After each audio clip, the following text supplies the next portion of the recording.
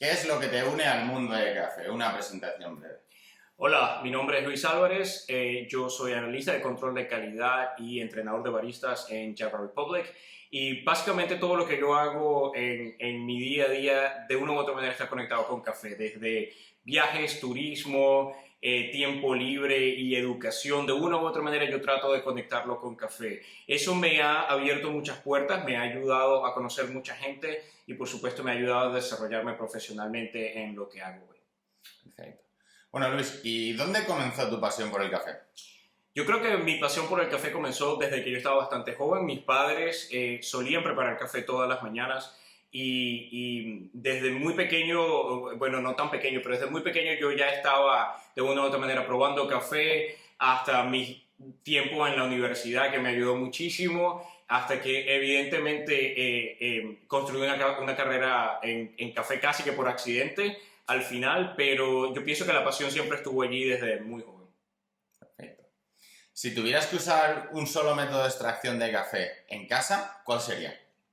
Yo creo que para usar café o para preparar café en casa, mi recomendación general sería, yo tomo mucho café filtrado y yo creo que mi recomendación sería usar un B60 o V60 y es bastante económico, es simple de usar y ofrece un perfil de taza bastante limpio, bastante bueno y aceptable.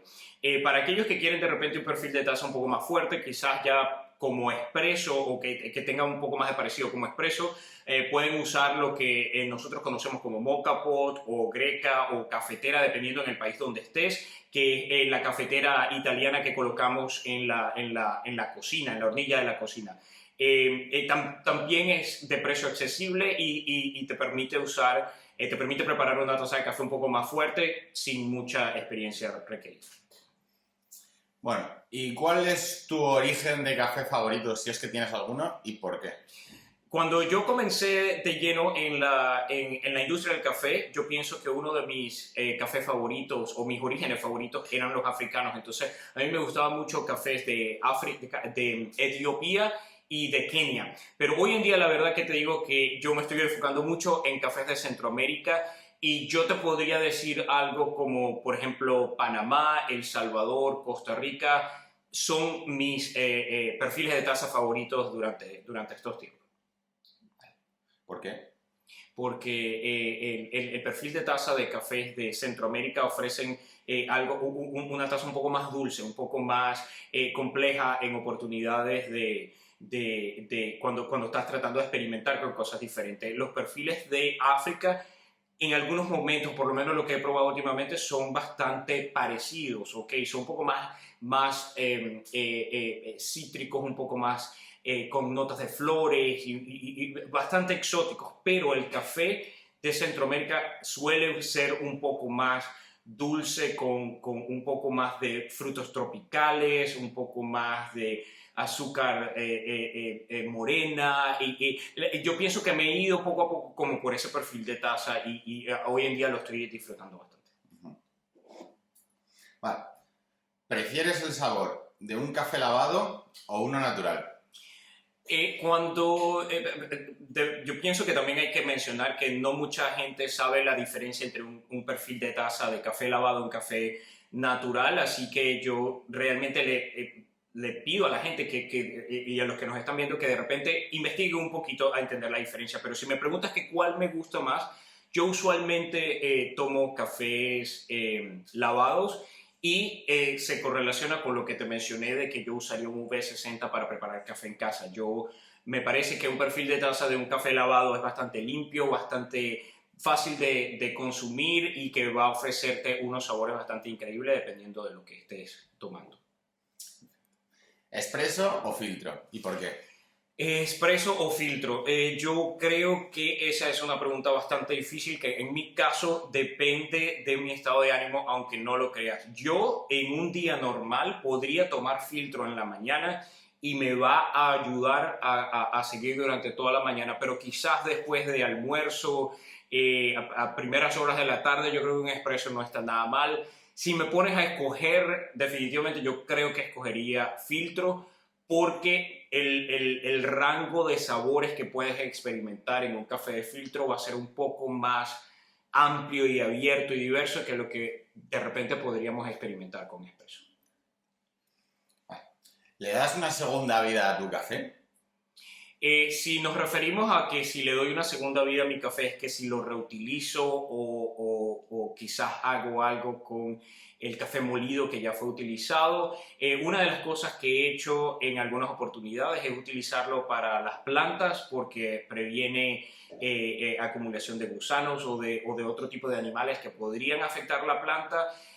Otra de las cosas que hago es que en la basura que es orgánica, cuando de repente necesitas botar algo que se va a descomponer rápidamente, cuando le colocas un poco de café molido usado, encima tarda un poco más, o sea que puedes llenar la bolsa y esperar un poco antes de sacarla de casa. Puede ayudarte con el olor y puede ayudarte con la descomposición también de productos orgánicos. Básicamente eso es lo que yo hago en términos de reusar el café.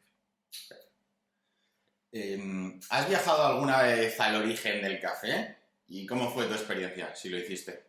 He tenido la oportunidad de viajar a origen en dos ocasiones.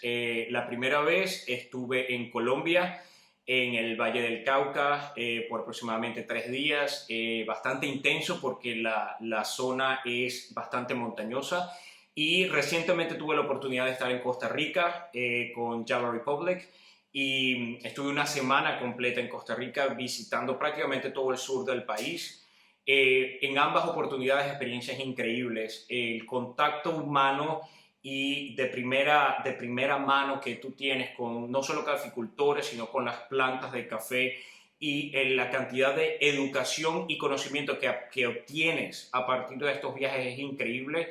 Y siempre me entusiasma bastante tratar de hablar de eso porque la gente debe conocer de dónde viene el café, de cuáles son los orígenes, cuáles son las diferencias en diferentes países, así que han sido experiencias increíbles de verdad. ¿Qué opinas de la relación actual en el mercado entre el caficultor y el tostador? Yo pienso que lamentablemente no hay una comunicación 100% directa entre el caficultor y el tostador. Dependiendo del tostador, en ocasiones cuando son micro tostadores que intentan buscar algún tipo de comunicación directa o direct trade con el caficultor, ahí se genera una relación un poco distinta.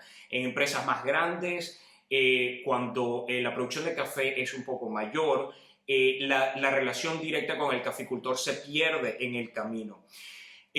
Yo pienso que nos debemos mover un poco más hacia una industria en donde el caficultor está más relacionado con el tostador. Sin embargo, no olvidemos que los caficultores están ubicados en unas regiones específicas del mundo y los tostadores, nos guste o no nos guste, están ubicados en otra región del mundo. O sea que no solo hay diferencias de idioma, de muchos otros ámbitos, pero también hay una diferencia geográfica que es importante. Así que es algo a tomar en consideración cuando hablamos de ambos temas.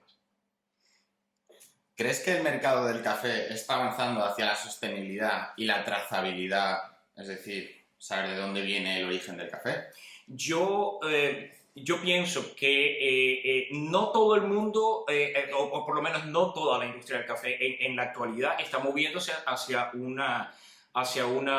desarrollo más sostenible y una trazabilidad de que te lleve a origen, a entender de dónde está viniendo tu café. Sin embargo, sí creo que hay una intención de moverse en torno a algo más sostenible.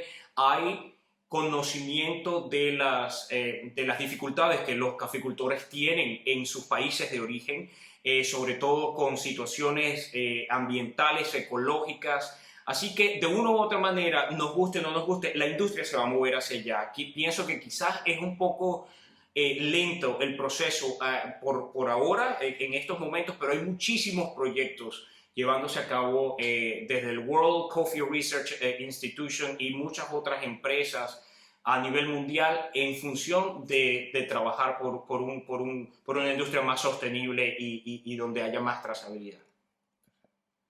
¿Cuál es la experiencia más divertida que te ha ocurrido como barista? Yo creo que experiencias divertidas como barista hay muchas, desde derramar un café enfrente de un cliente hasta romper tazas y vasos en el medio de un café. Pero yo creo que las más divertidas son sin duda donde haces algún tipo de desastre y estás bajo presión y no te queda de otra sino que reírte y seguir adelante. Es muy importante en esos momentos tener un buen equipo a tu lado que te ayuden y te apoyen, porque si estás solo es muy difícil, pero al final del día esas son situaciones que terminan causando gracia. Esto es opcional. ¿Te gustaría decir algo al público, a la gente que nos está viendo? Claro, yo pienso que si quisiera decirle algo a las personas que nos están viendo es que investiguen un poco más acerca del café que se están tomando.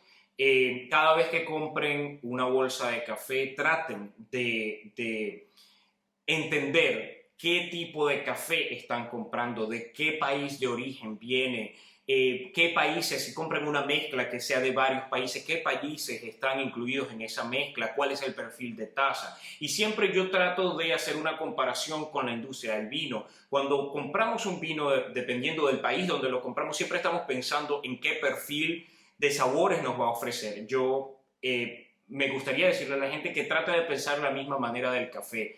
Investiga, averigua, entiende el café que te estás tomando para que de una u otra manera, poco a poco, empieces a experimentar diferentes sabores y diferentes tipos de café provenientes de diferentes partes.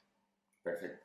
Bueno, pues Luis, muchas gracias por la entrevista. Vale, muchas gracias a ustedes por tenerme hoy y un saludo.